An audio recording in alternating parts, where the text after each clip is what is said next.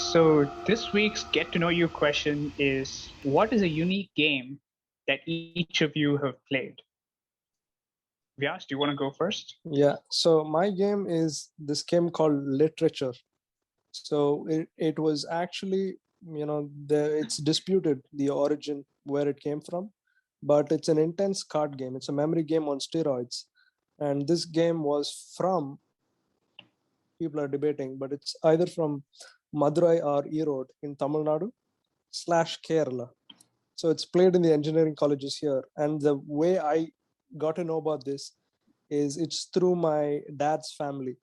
So whoever gets married into my granddad's family, they get to know about this game and they play it in the weddings. So it's kind of like a in group sort of game where a lot of people don't know. And I'm happy that both of you guys know this game. So please go check it out. And this is different from the North American version called Go Fish. So it's completely different. So don't. Right, it's not Go Fish. Yeah. Let me clarify this. This is the game where two people have to make a signal, like to their teammate if they have the right. Exactly. So it's ideally played. Yeah, it's ideally played with 6 people. It's the best. Right. But in Indian weddings, you've got like 500 people. So they play it with 2 packs of cards, and there's 12 people. So there's 6 people in one team. It's memory game on steroids, like I said. So that is amazing. Tough. Oh my god. Yeah. Playing it with just 3 people is hard enough.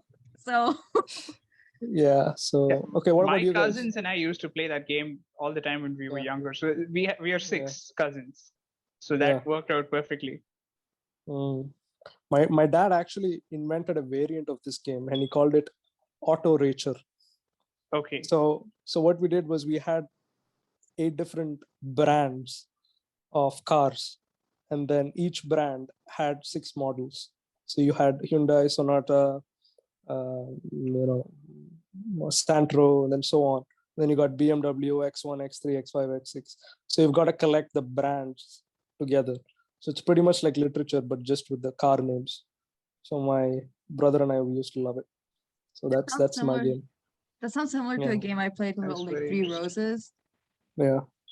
Where we would just have like different pieces of paper that you need to collect that all had the same thing on it, which is similar to exactly the game Spoons. But the unique game that I wanted to share about is a game that we came up with.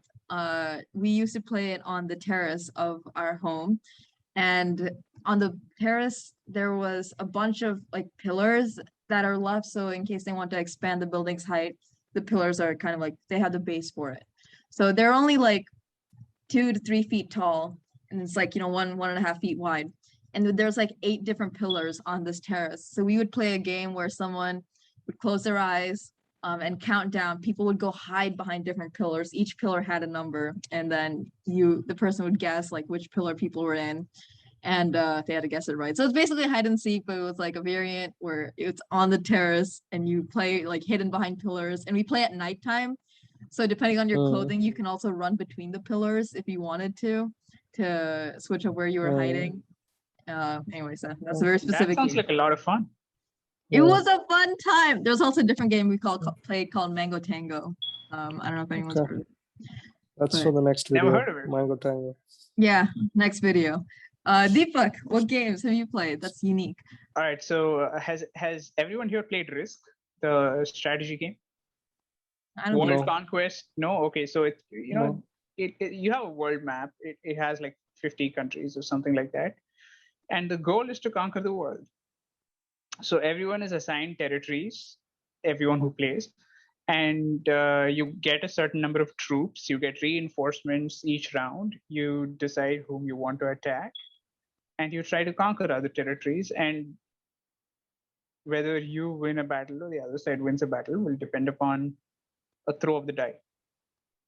So what happened was that when me and my friends were in school, we didn't have a Risk game board or dice or cards or anything, but we wanted to play in school. So we weren't allowed to bring games. So we drew a map. We knew what countries were on the game board map. So we just drew it. And And we set our own rules to play the game. And because we didn't have dice, we set competitions between ourselves to determine who would win each battle. We had alliances, and we had our own strategies for how to persuade people to betray their allies and so on. Oh God.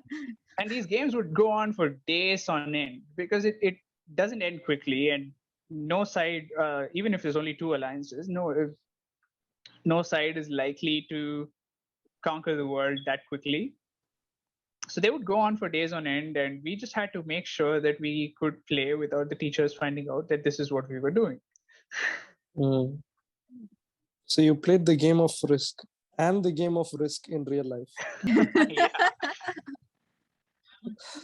That sounds like a really We never fun got time. caught though, because all of us would sit in the last two benches. Yeah, naturally. Backbencher Wouldn't want to be. crew. You wouldn't want to be playing with the teacher, right? The last time we played the game was in 2019. So even today, if we ever got together, we'd still play Risk. Sounds like a fun thing Without for a the- road trip. Without the Multiple actual days board, right? playing Risk. Yeah, we have the board. The Akshay and I have the board. Well, thanks for sharing. And we'll catch you all in our next video.